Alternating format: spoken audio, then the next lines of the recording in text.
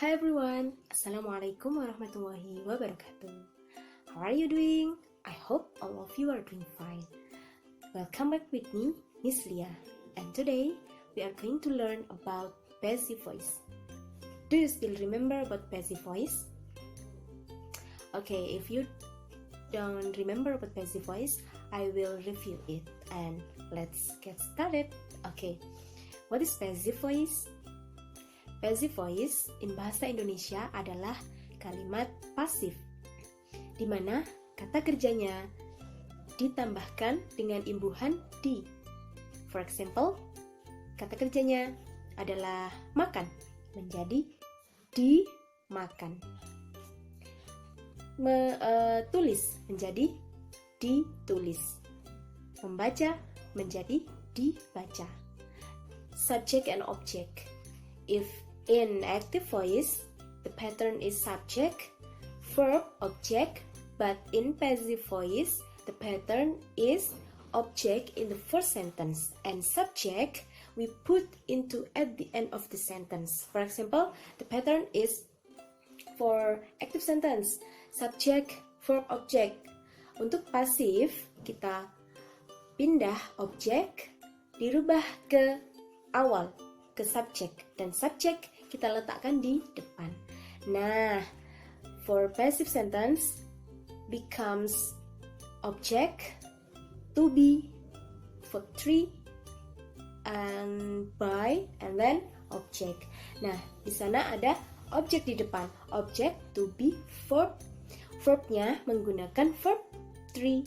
Kemudian jangan lupa by, preposition by, and then object. For example, object from active sentence.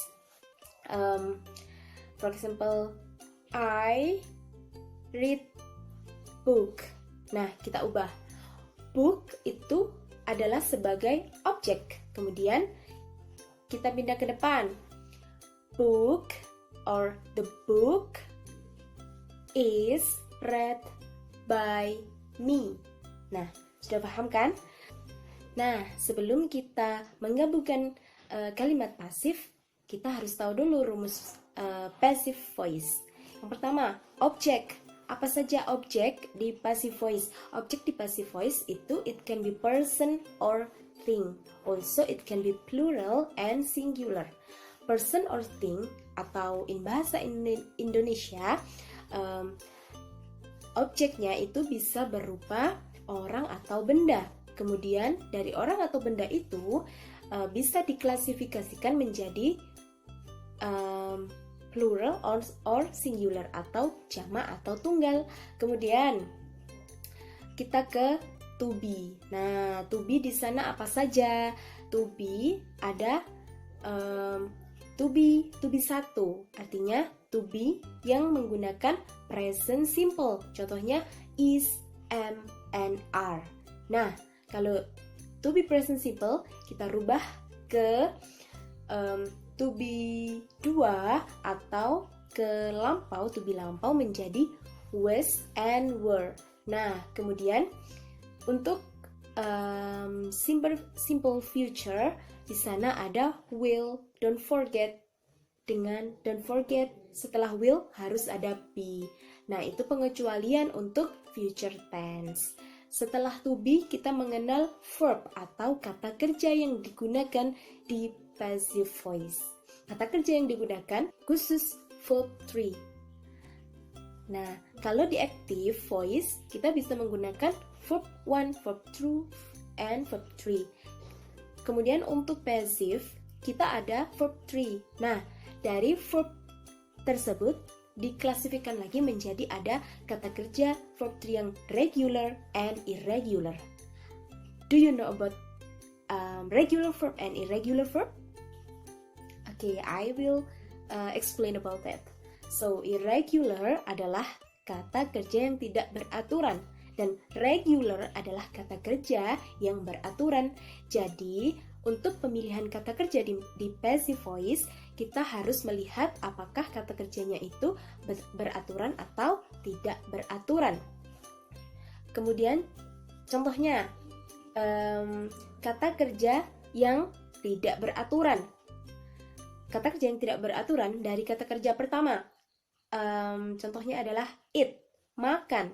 Kemudian ada eat itu kita rubah ke kata kerja bentuk yang kedua atau verb to atau masa lampau menjadi ate. Nah, kemudian untuk verb tiganya menjadi eaten. Jadi, kita susun sekarang. Kata kerja bentuk 1, 2, 3. Ada eat, ate, eaten. Kata kerja tersebut adalah tidak beraturan. Nah, untuk contoh kata kerja yang beraturan, contohnya dari cry, menangis. Cry, verb 1, cry, menangis. Kemudian kita rubah ke bentuk 2, cried. Bentuk 3-nya, cried. Jadi, akhir dari kata kerjanya itu pasti diakhiri dengan ed. Contoh lain, visit, visited, visited. Clean, menjadi cleaned. Kemudian kata kerja bentuk 3-nya menjadi cleaned.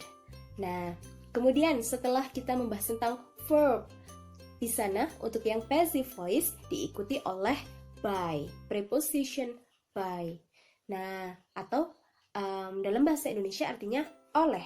Nah, kemudian setelah by, yang terakhir adalah apa yang dirubah tadi? Objek dan subjek. Berarti yang terakhir di kalimat pasif adalah subjek. Apa saja subjek? Subjek adalah pelaku.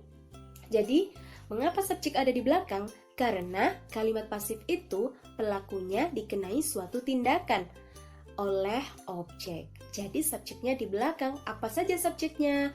Ada I, you, we, they, you, he, she, it. Nah, ada banyak subjek. Nah, jika di active sentence subjeknya adalah seperti yang saya sebutkan barusan, itu adalah pronoun.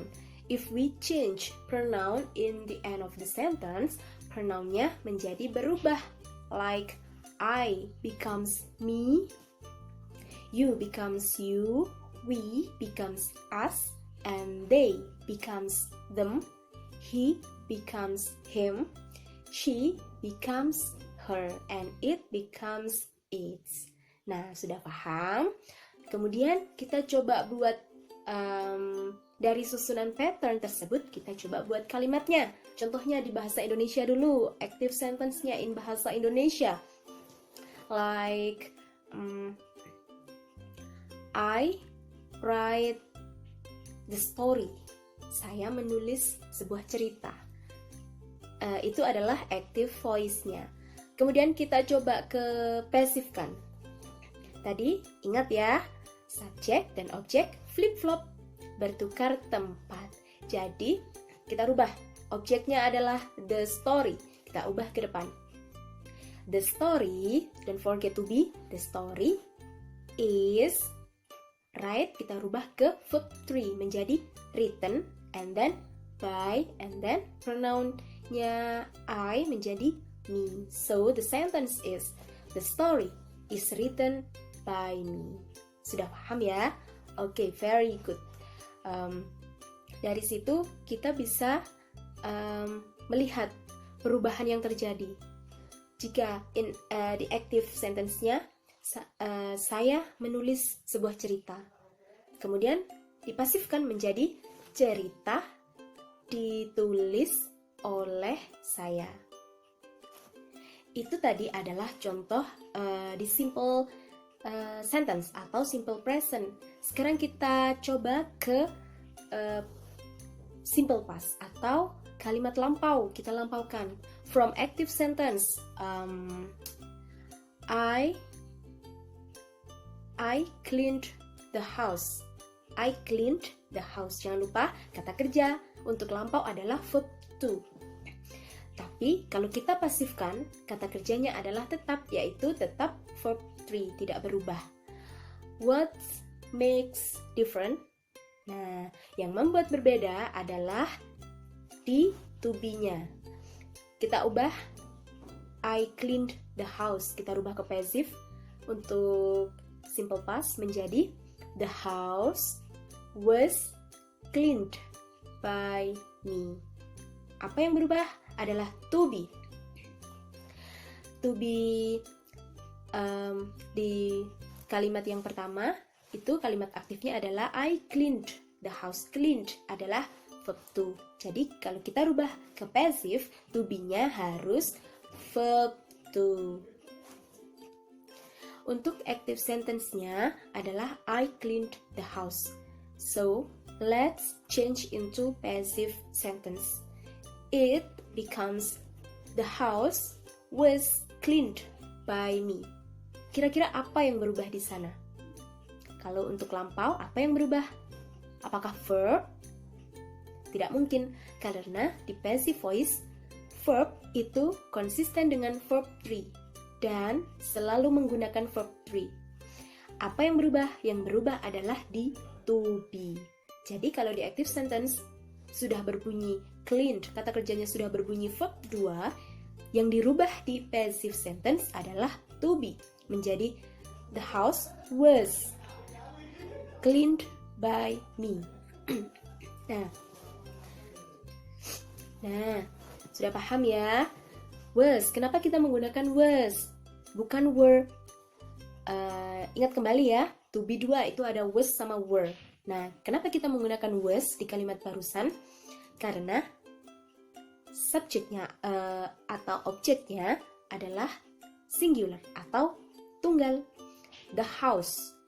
The house-nya hanya satu atau tunggal. Jadi, to be-nya adalah was. Jika kita menggunakan were, itu objeknya harus plural atau jamak.